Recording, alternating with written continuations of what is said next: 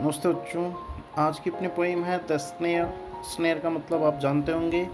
Snare का मतलब है नेट, जाल।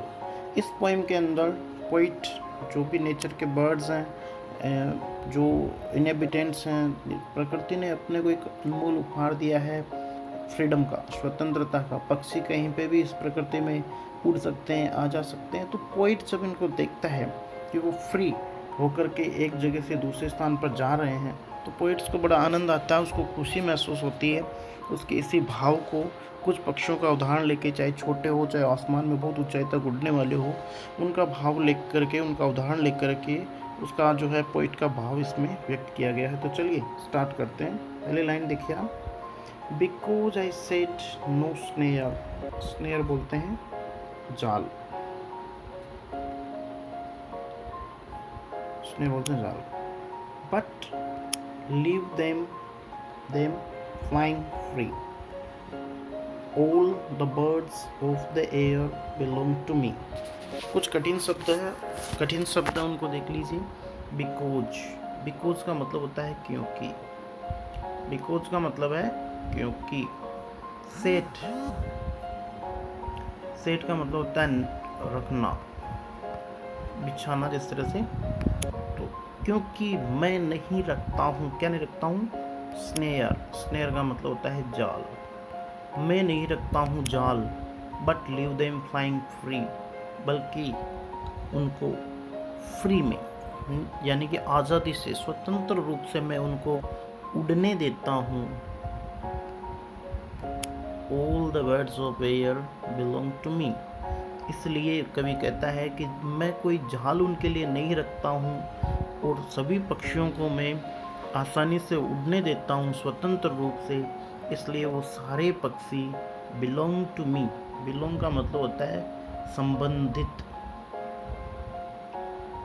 संबंधित, यानी कि वो सारे पक्षी पोइट से संबंधित है। तो पहला स्टेंजा इस तरह से क्लियर होता है, क्योंकि मैं जाल नहीं रखता हूँ, सभी पक्षियों को मैं स्वतंत्र रूप से आकाश में उड़ने देता हूँ, इसलिए सभी पक्षी जो हवा में उड़ते हैं वो सभी मेरे हैं। या मेरे कौन है? मैं किसके लिए आया है? मैं आया है पोइट के लिए। प्रश्न आ जाता बहुत सी बार कि ये आई कौन है? आई यहाँ पे है पोइट। पोइट। देखिए सेकंड स्टेंजा देखिए। From the bluetit on the slow to the from the bluetit on the slow to the eagle on the height, unkissed they come and go for my delight.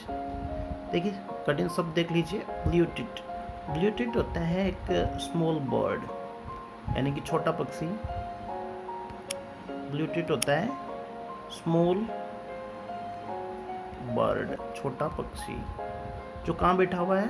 Slow, SLO है। Slow या बोलते हैं झाड़ी को, जो बैठा हुआ है झाड़ी के ऊपर। To the eagle on the height. From to का यूज वर्ब, यानी से लेकर तक, यानी कि एक छोटे पक्षी ब्लूटिट से लेकर जो स्लो यानी झाड़ी पे बैठा हुआ है, से लेकर ईगल ऑन द हाइट, जो ईगल है। ईगल जैसे बात जानते हो आप, ईगल जो बहुत हाइट पे उड़ता है, वो जो आसमान में ऊंची ऊंचाई तक उड़ता है, ईगल। अनकेज्ड, अनकेज्ड का मतलब होता है जो पिंजरे में नहीं है। केज होता है पिंजरा, अनकेज्ड होता है जो पिंजरे में नहीं है, यानी कि जो पिंजरे में नहीं है वो। दे कम एंड गो, आते हैं जाते हैं। दे किसके लिए है? यहाँ पे बर्ड्स के लिए आया है। जो दो बर्ड्स की बात हुई है, एक तो ब्लूटिट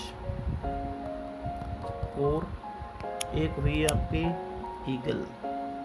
ध्यान रखिए, मैंने बहुत से बार क्वेश्चन इस तरह से पूछा जाता है, कौन से दो बर्ड्स की बात इस स्ट्रेंजा में पूछी गई है? तो ब्लूटिट और ईगल। तो पोइट कहता है कि ब्लूटिट जो छोटा पक्षी है, वो झाड़ी पे जो बैठता है, उससे लेकर के जो ईगल आसमान में ऊंची ऊंचाई तक उड़ता है, वो सारे पक्षी जो अनकेज्ड है, चाहे छोटा हो चाहे बहुत ऊंचाई पर उड़ने वाला हो, वो सारे उड़ते हैं, आते हैं जाते हैं। किस लिए? फॉर माई डिलाइट, मुझे खुशी देने के लिए। कहने का मतलब ये है कि जो भी स्वतंत्र रूप से, चाहे छोटे हो चाहे बड़े पक्षी हो, चाहे नीचे की तरह बैठने वाले, झाड़ी पर बैठने वाले हो, चाहे आसमान में बहुत ऊंचाई तक उड़ने वाले हो, वो सभी जब स्वतंत्र रूप से उड़ते हैं तो पोइट को बड़ी खुशी होती है, उसको बड़ा आनंद आता है। अगला देखिए last stanza. And so the sunward way I soar on the eagle wings and in my heart all day the bluebird sings. And so the sunward way, sunward way का मतलब होता है सूर्य की तरफ, सनवर्ड वे का मतलब होता है सूर्य की तरफ। और इस तरह से जब वो सूर्य की तरफ पक्षी उड़ते हैं, आई शोर, शोर का मतलब होता है ऊंची उड़ान पे यात्रा करना, यानी कि ऊंचाई पे। शोर का मतलब समझ लीजिए, शोर का मतलब होता है ऊंचाई पर उड़ना, ऊंचाई पर उड़ना, शोर।